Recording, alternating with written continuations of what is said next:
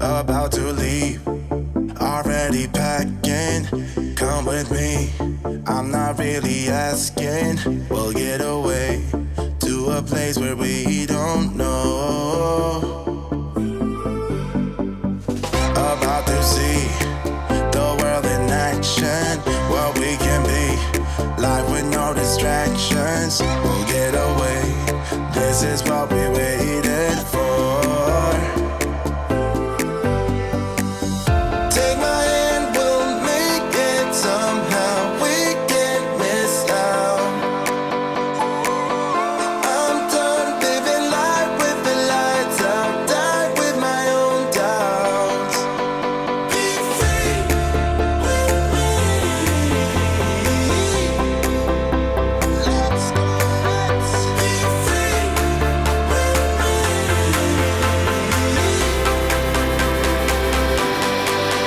Be free.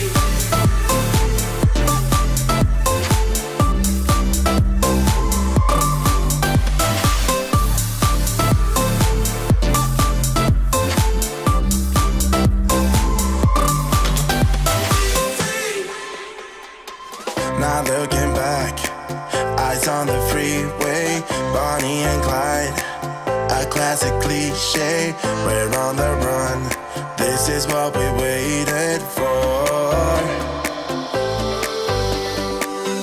Take my hand, we'll make it somehow. We can't miss out.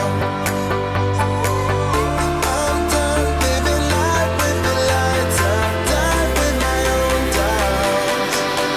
Be free.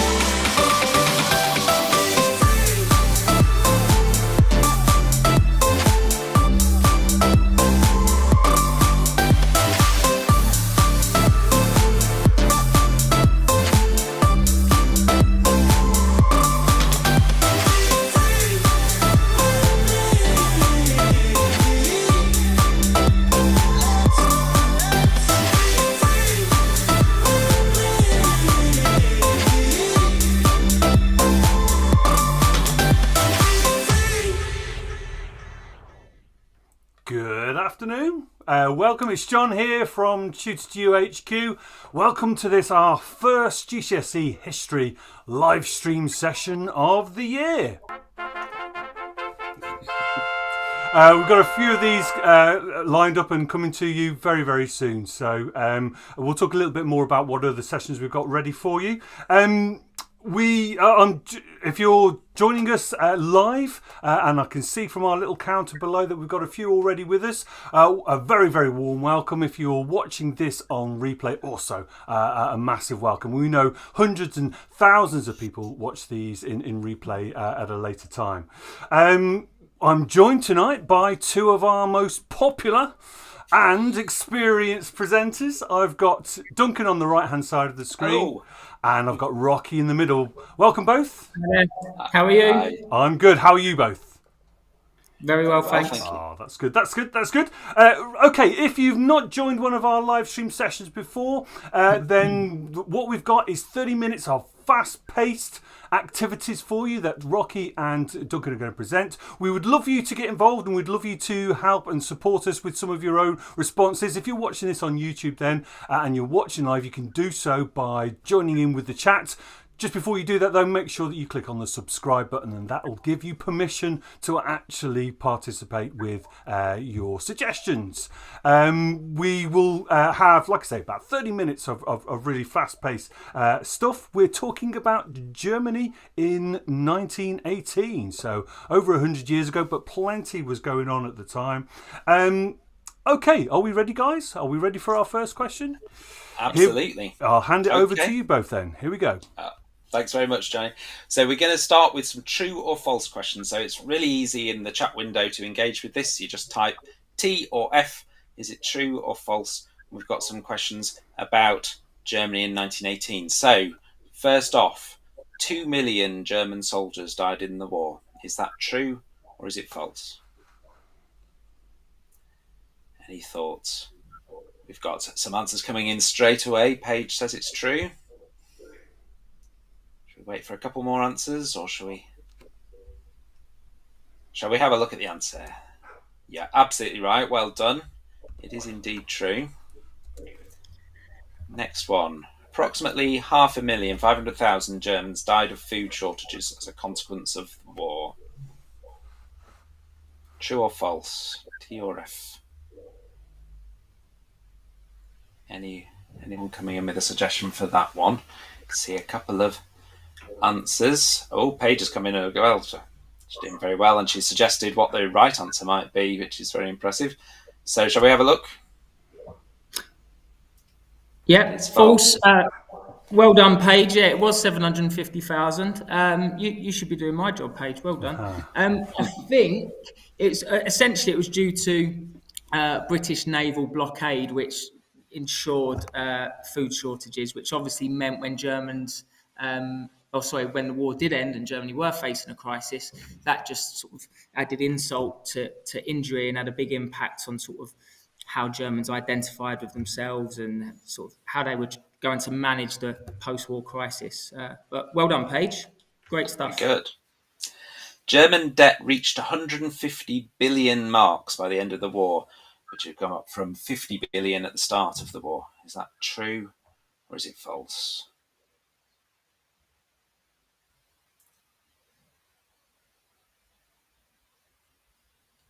It's a lot to think about there, isn't there? Because we've got both the debt at the start and the end of the war to think about. Paige thinks it's true. Just wait for a couple more responses to come through.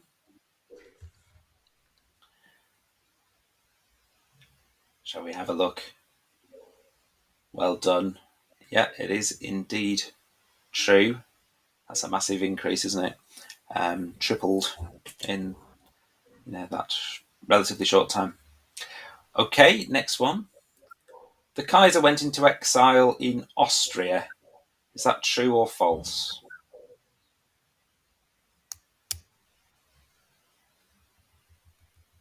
What do we think? Did Kaiser Wilhelm, was he sent to exile was he exiled to Austria? We're going to get a clean sweep from Paige with see what her answer is on this one. And Paige has gone for false. Shall we have a look? Well done. Does anyone know where? We'll let Rocky tell us in a second. No, there's so he went to Holland. There's a absolutely amazing photo of this old man feeding ducks in a pond, not in a pond, sorry, next to a pond, and it happens to be the Kaiser following his abdication. So and Paige's got the answer right. Holland. Oh well wow! If we could give prizes, we would. That's very, very impressive. Okay. 55% of German troops in the war became casualties, and by casualties we mean both the dead and also the wounded. So, over half German troops were casualties. Is that true or false? It's an awful lot.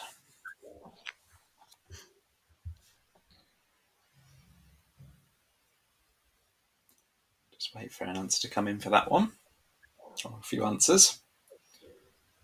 Do feel free to chip in if you haven't yet.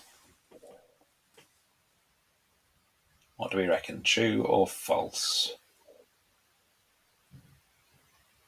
Shall we have a look? It is true. Yeah. Oh, and Paige did get it. Yes, that's 4 million injured and 2 million died. Is that right, Rocky? Yeah, absolutely. Great Wow. knowledge, great statistics. Very impressive. What would we do without you, Paige? Well done.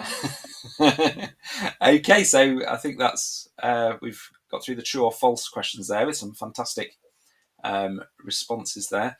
We've got a timeline activity now. I'm going to hand over to Rocky to talk to us about it. Yeah, so pretty self-explanatory. So essentially, you've got 6 dates, and you'll see that on the left-hand side of the screen. And then you've got a series of numbers which indicate what events were occurring at those particular times. And all you need to do is match the number to the letter. So I taught this lesson last week, and one of my students in the class said a rough week for Germany. That's the understatement of the century, I believe. So yeah, let's see if you can work out how rough this week was. So match the letter with the number. So, for example, like you can just type in A1 if you think that that did happen on November the 3rd. We'll give you a minute or so to have a go. You don't have to type them all in. You can do them one at a time so we can see your answers as they come in.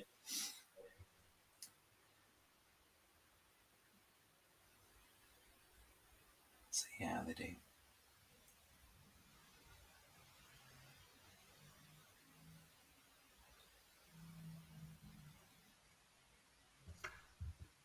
There might be some dates that you definitely know, and you can get those ones in first. For example, quite a lot of people might know the date of the armistice. It's a famous date. Often these types of things are, via a process of elimination, you tend to realise you know more than you actually think you do. So it's always good to have a go.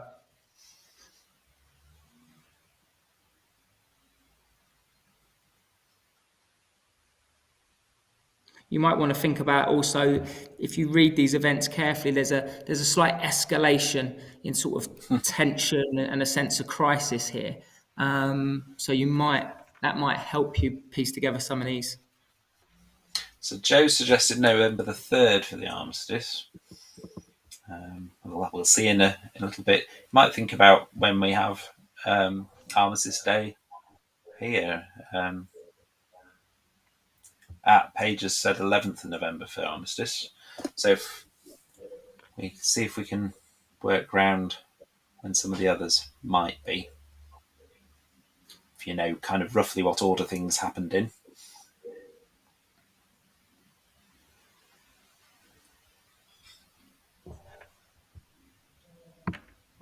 Okay, shall we have a look at the solved timeline? There we go. Nice sound effects. A1. Well done, Joe. There you go. So, very good. Yeah, I mean, once you have the answers here, the good way is just to sort of process and see how the escalation over time emerges. So, obviously, the war ends November the 11th, if we go right to the end. But if you start at November the 3rd, you'll see that there's a naval mutiny amongst Germans. So basically a mutiny is essentially a military term for going on strike. So you've got, some political and military problems there where Germans are getting disheartened with the end of the war, the writings on the wall, as it were. By November the 7th, you then start to have a huge protest and workers going on strike. Kaiser Wilhelm then, as the king, realises that his sort of position in power is untenable and therefore abdicates, and as Paige rightly pointed out in the last task, heads to Holland to feed those ducks. And then there's 2 crucial events on November the 10th then. Essentially a political vacuum's created. And so what you see is Friedrich Eber, he steps in as president of Germany, post-war Germany. And he does 2 things. He does deal with General Groener on the 10th of November. General Groener is the head of the army and basically says, look, if you help support our new government, then we won't try and reform the army. And both tend to, make this deal essentially because they're both united by their fear of communism and, the fear of the revolutionary left getting their own way. And as well as that, on the same day, Eber establishes a provisional government. So there's 6 men. They're known as the men of the new regime or the Council of Representatives. So Eber moves very quickly in a short space of time. And then literally a day later, after getting the army on side and establishing this new government, essentially Germany signed the armistice and they surrender, which has a big impact on many Germans afterwards who feel betrayed ultimately. Obviously there's a lot of events here, but there is a a clear chain of events here, in the sense that they link together. You can start to see how they how one event follows on from another quite quickly. Okay, the next one. This one's quite tricky, so you should take your time reading through these. So this is called Trapdoor.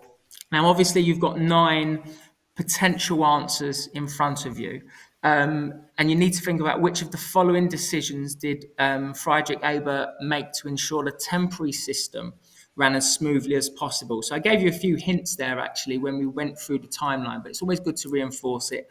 Of the 9, I'll make it slightly easier for you. There are 4 that you should be looking for. Okay, so do read them quite carefully.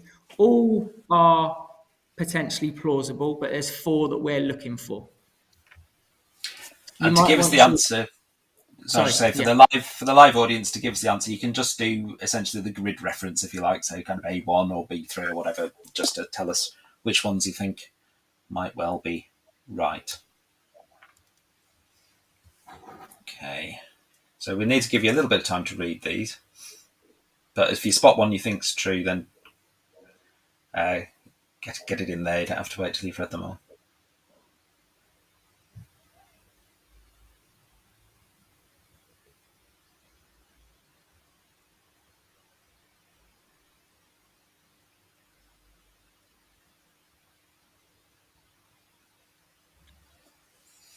Page has suggested B3 and A2.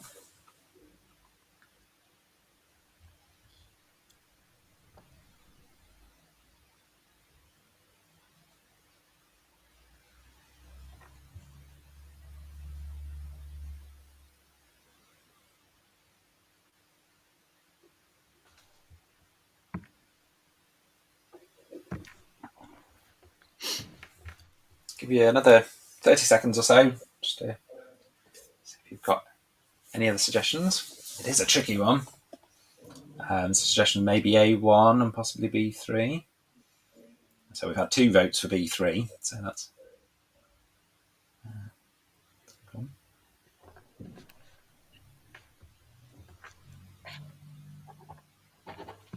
Okay, shall we have a look at the right answer? By the way, if you are watching, too late. I was going to say, if you're watching on catch up, you can pause the video and have longer to read. But anyway, here we go. So there we go. Sorry, Rocky. Tell us about No, that's fine. I saw actually, so Ruth and Sophie, you both said A1, which is actually, I can completely understand. And I suppose technically it's true. If you probably wrote it in an exam, you would probably get the mark. Technically, though, what happens is the new elections... let me go back. So Ebert establishes this new government November the 10th. The first elections of the new Weimar Republic are not until January 1919. And then once those election results are in place, then you have a process of the constitution truly being drafted. And then that's released sort of August time, 1919. So I'll be honest, I was being a bit mean there. That's a little bit of a tricky one.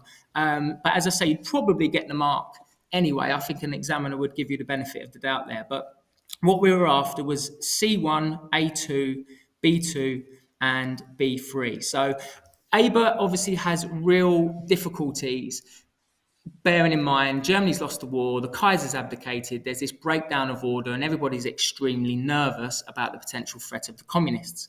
So what Ebert then decides to do is to try and keep as much as possible of the old regime in place to establish some semblance of order. So this is why he keeps the civil servants in place to try and help run the country. This is why he does that deal with General Groener and says, look, I will not touch the army, I will not reform the army as long as you help me maintain law and order, which he eventually does. Likewise, Ebert's a member of the SPD, so the Social Democrat Party, who are like a centre-left party. People are a bit nervous about the fact that he might want to nationalise industry or get the state involved in how the economy's run. He promises businesses freedom so they can, do their own thing in their own way. And then lastly, he's doing deals with everyone at this point. On the one hand, he's saying in B2, okay, I won't nationalise industries, businesses, you're free to run as you see fit. But then he's also promising the trade unions and the workers, who are obviously, wondering sort of if they're going to have improved rights and improved pay and improved working conditions in this post-war, because they feel betrayed with the nature of what's gone on in the war because they've lost. He then works extremely hard to promise an 8-hour working day. So he's promising a lot of people a lot of things, but obviously he's stuck between a rock and a hard place. So that is a tricky task. I will quickly say briefly, I wouldn't obsess over trying to remember every single one of these. If you do have an exam type question or a 12 marker and it looks at what is ABERT doing, one or two of these points with some specific detail and use of specific key terms is all you'll need. But tricky task. And for those of you who commented, you did really well. Thank you. Okay, we're going to have a little bit of a debate in the comment thread now. Just think for a bit what the main cause of Germany's crisis in 1918 was. Is it more political or more economic? So it's just picking up on some of the things we've already talked about, really, but it's just putting them into that kind of debate idea of these, which aspects of Germany's crisis would you see as being political and which relate more to the economy, so to money and finances. So just first of all, can you think of any arguments or events or evidence that would give the idea that really political instability is the big problem here? You can type things in the comments if you can think of anything. Examples of political instability, problems that are clearly relating to the political. Any thoughts? As I say, we have referred to various things already, but it's just kind of sorting them in your mind really into what sort of an argument that is. A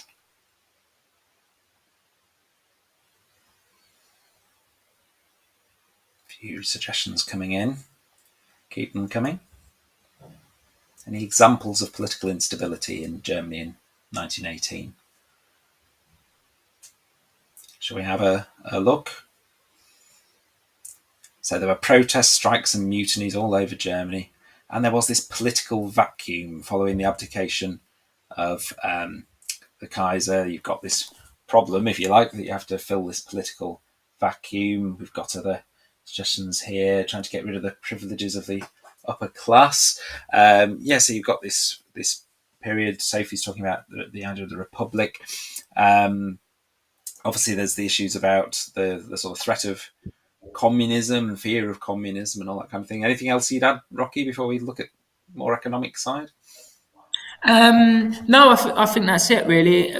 Obviously, you've got as well, protest strikes and mutinies could potentially be maybe linked to either an economic cause or social cause as well. But I think the political vacuum is definitely the big deal. And I think what you're saying, Ruth, is quite interesting, because obviously this is one of the reasons why ABERT does this deal with both General Goyner and the civil service. A lot of the sort of the upper middle class, people that are of the centre-right sort of conservative values, he actually keeps many of them in power because he needs their support. So I think that's a really clever point. And if he was to unpick that, I think that would be a really good idea. Okay, and as Rocky said, some of that is economic as well. The strikes obviously relate to economics, as well as some of them are sort of communist-led, so that you could sort of see a political aspect. But is there anything else economic, so to do with the money, the finances? What else could we put on this other side of the argument? Crisis is to do with the economic situation. What can we say about the economic situation? Again, we've had some of this earlier in the session. It's just a case of picking it out and applying it here. What economic problems were there in Germany in 1918 that might be impacting this crisis? There are lots of them, so we'll have a couple on this scale in a moment.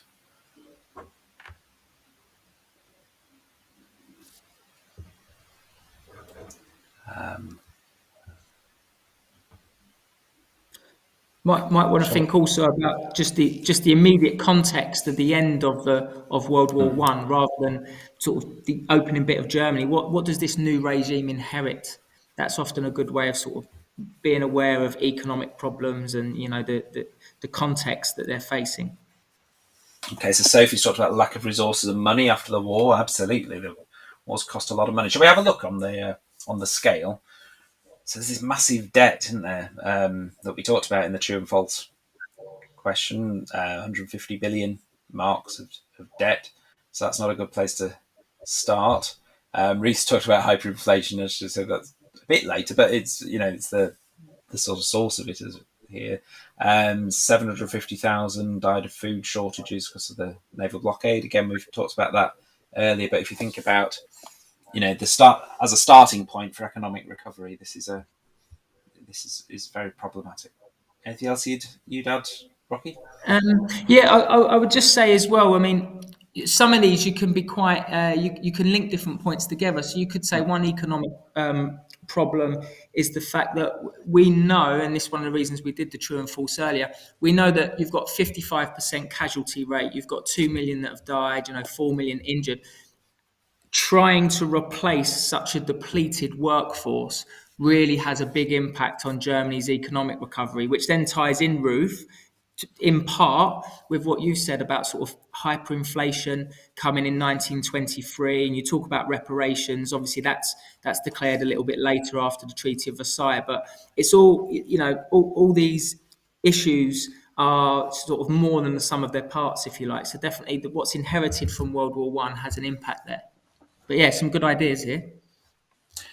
Fantastic. So we've got an activity now that Rocky's going to talk to you about called Mend the Gap. It's basically, we've got some missing words and phrases in some writing about this crisis. We've got an essay question, explain why Germany was in a crisis after the war. Shall we have a look at this response? Yeah, so as Duncan said, it's explain why Germany was in a crisis after the war. So it'd be similar to like a 12-mark question. Obviously, 12-mark questions, you normally get stimulus points, and you'd be expected to write sort of 3 paragraphs. But we're just going to give you, examples of 2 different paragraphs. There's no trick here. The answer itself is correct. The paragraph's constructed, well. It's just about you identifying those key terms. Because as I say, what an examiner is looking for is obviously your analysis and how you link factors together and link issues together and link back to the question, but also those specialist key terms. That's what really will set you apart from candidates as well. So read through and see if you can remember anything. So if we look at the first word, S is a notable German city. Stuttgart. There we go. I don't know if there's if anyone here is interested in their Bundesliga and their German football, but often that's how I tend to sort of remember big cities in foreign countries. So yeah, Stuttgart is a particular issue in the automobile company. Begins with D, if that helps.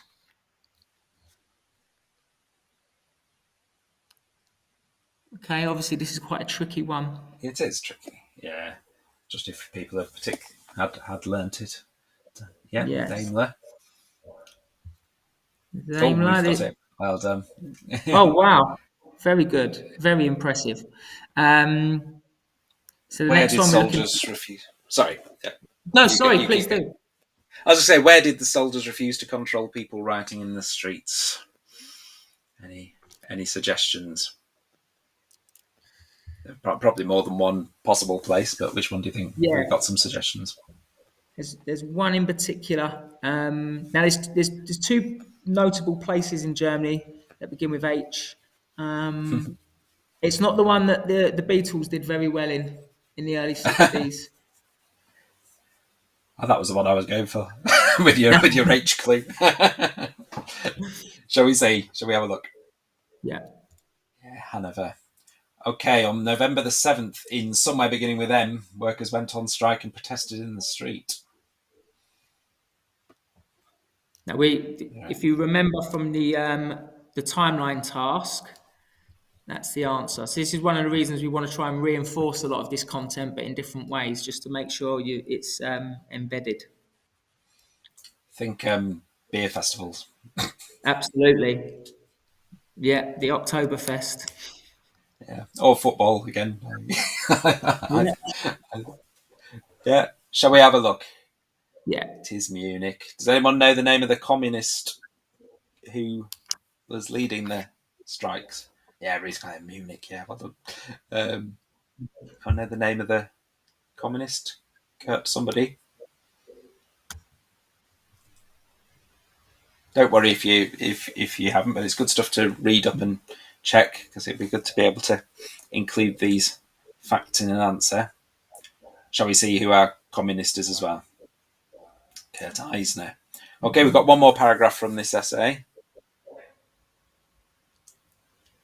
Sorry, I just seen about the racing driver in the comments.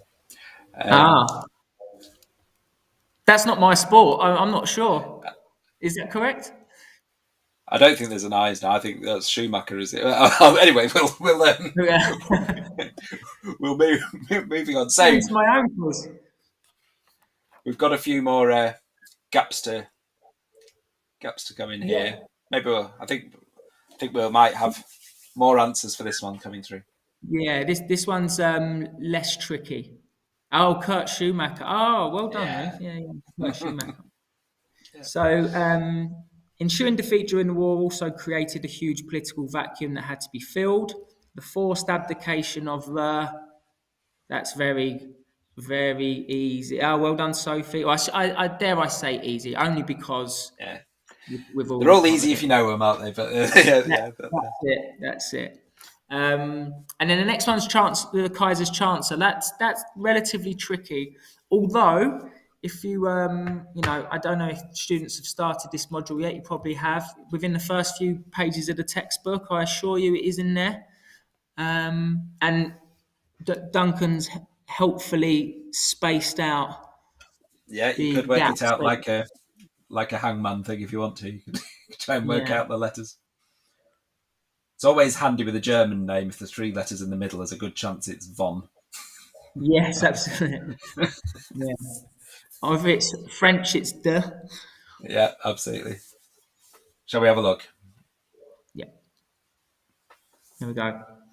I'll be honest, and I shouldn't admit this as a history teacher, I always forget if it's Max von Baden or Max von Baden. But I'm pretty sure it's Baden, but that might be my own accent and how I mispronounce vowels and drop my T's. But there we go.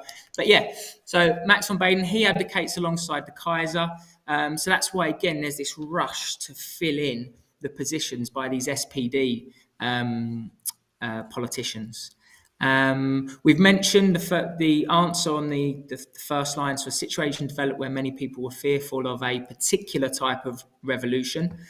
Because we know it ends in essentially the Nazis, we always tend to get preoccupied with far-right ideology. But at the start of this period, people are worried about something else. Well done, Sophie. You can see you got the answer. Yeah, Communist Revolution. Very good. So Friedrich Ebert, leader of the which party? Now, Rocky has definitely told you this. And there's stuff in the news at the moment, of course, about German political parties, some of which still have the same name, including this one. Yeah, absolutely. So just after 3 letters.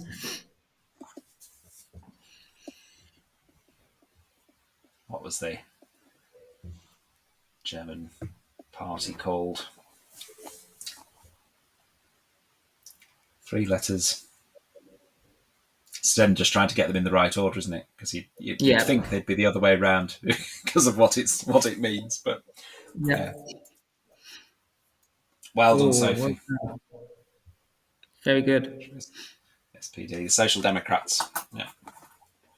And then last bit, emboldening of the far left and who else in Germany, plunging the country into crisis. Far left and the far something else. With again, yes, Sophie's got there. Yeah, the far right. Okay, so there's the origins of the fascists and the Nazis starting to appear there. Okay, brilliant. Well done. We've got now an activity, and most of these words that are going to come up, we have looked at, so it's just a case of can you spot what they are. We've taken the vowels out of these words and names. Can you spot what they are? I sometimes like to try and pronounce them without the vowels, but as some of them are hard enough to pronounce with the vowels, I may avoid that. But Friedrich Bert, what do we, who could that be? Type it, type it in the box. I think we know this one. He's come up a few times, hasn't he? Shall we see? Oh, there we go. So yeah, Friedrich. Well done, Sophie. You've got. Oh, now this one's harder. Sometimes when the vowels go, it can make them much harder. This one's different. I feel like I'm on Only Connect. It is like Only Connect. It's exactly like Only Connect. This one's a tricky one without the vowels. I'm going to give you a clue that it starts with a vowel. We have mentioned it. It relates to the Kaiser. As I say, it is a tricky one. Shall we have a look? It is abdication. Well done if you got that. Well done, Ruth. Oh, yeah, well done. Here we've got another one. He has come up. It's his name. That's a person. That's a clue. And it has come up already. Both certainly in the Trapdoor activity. Yeah. First word's a sort of like a title or position. Yeah, rather than a name. That's a nice hint. Should be able to work out the first word now, if you know it's a position. I might even go as far as to say it's a military position.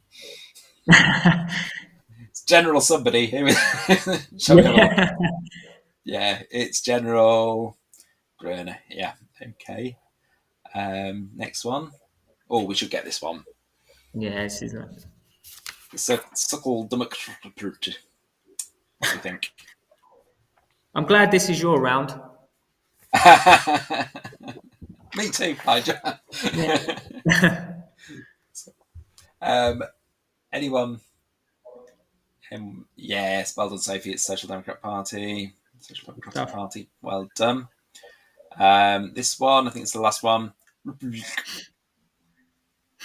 Yeah, it was a bit easier with the Social Democratic Party. This one is probably easier than perhaps it initially looks. It's not like abdication. It's not as hard as that one.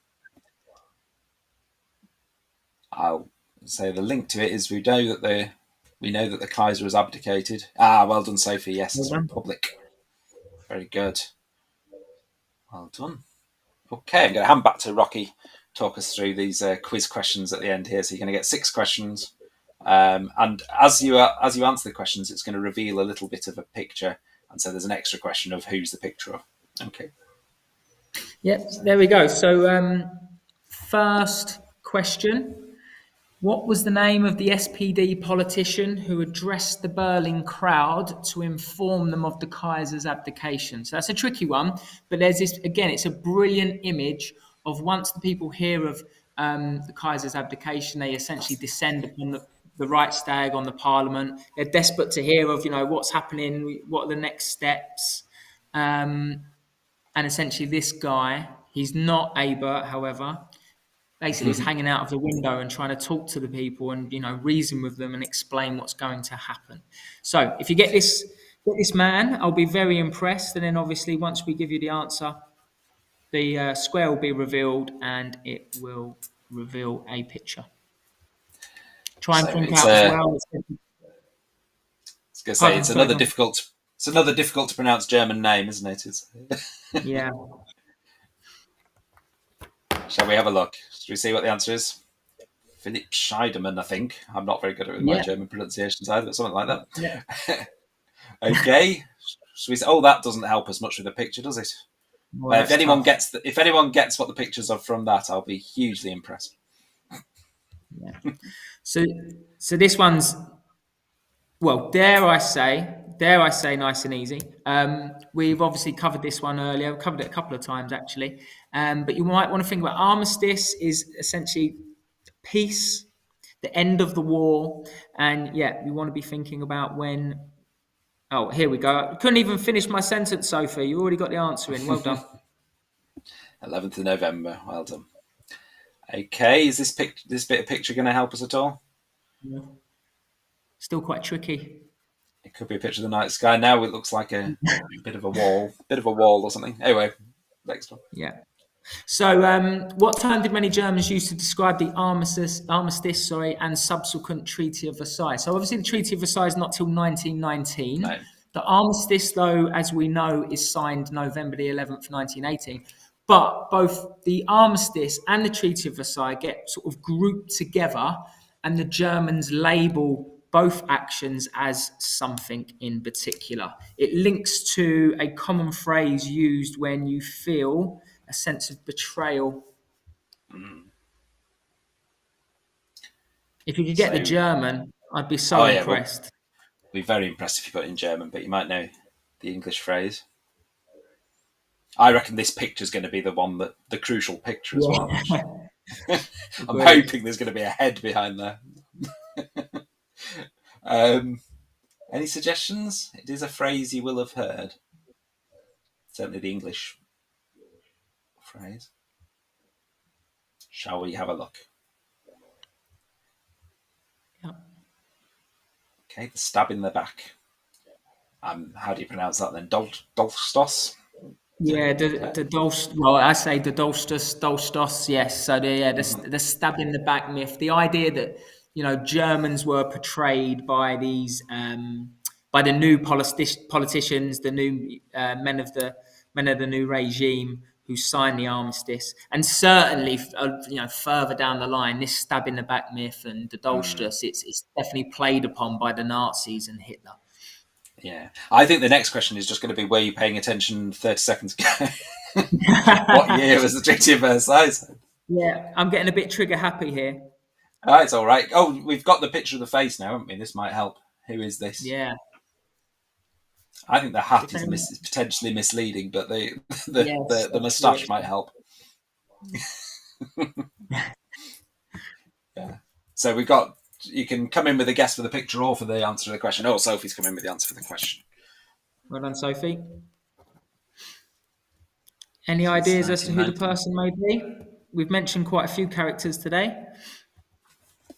Okay, how many men were in a temporary government before elections could be held? So this is the government that Aber initially sets up to manage the chaos between November 1918 and the elections of January 1919.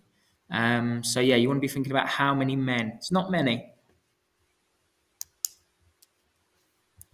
Does anyone know? I'm trying to think if we have met. I think it came up earlier, but only sort of in passing, I think. But you might well know if you've covered this already. Shall we have a look? Oh, Ruth's suggesting that the picture could be the Kaiser, the moustache being a big clue. She might be right. We shall see in a minute. And 6 was the answer for the number of men in the temporary government. That's it. So what was the temporary government called then? These 6 men. I used the phrase "men of the new regime," which is more of a sort of an unofficial title, but they went by a quite official name to almost reflect their legitimacy, as it were.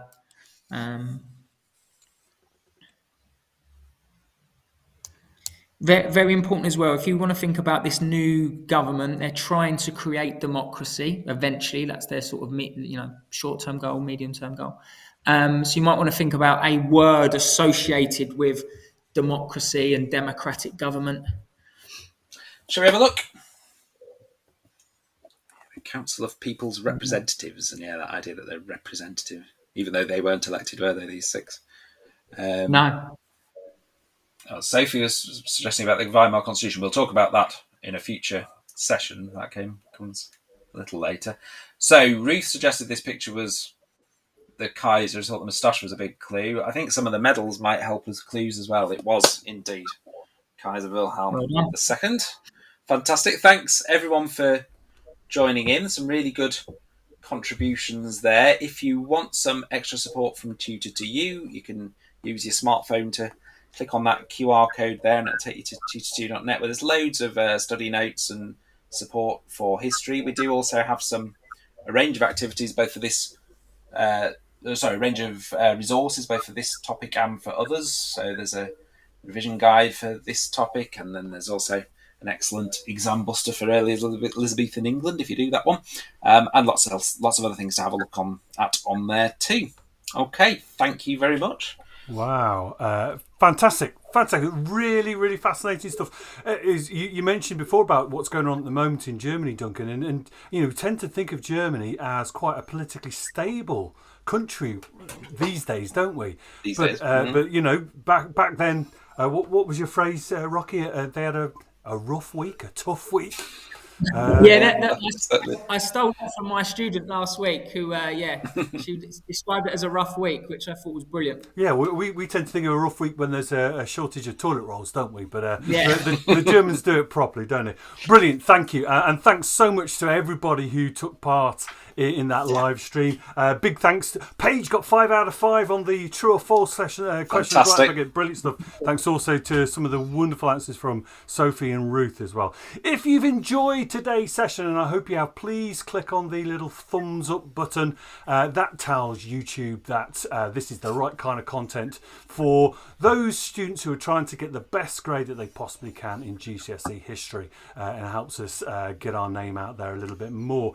Big thanks to Rocky and Duncan for presenting tonight. Some wonderful stuff going on there. And we've got other sessions lined up. Duncan, Rocky, is that true? Some other GCSE History coming up?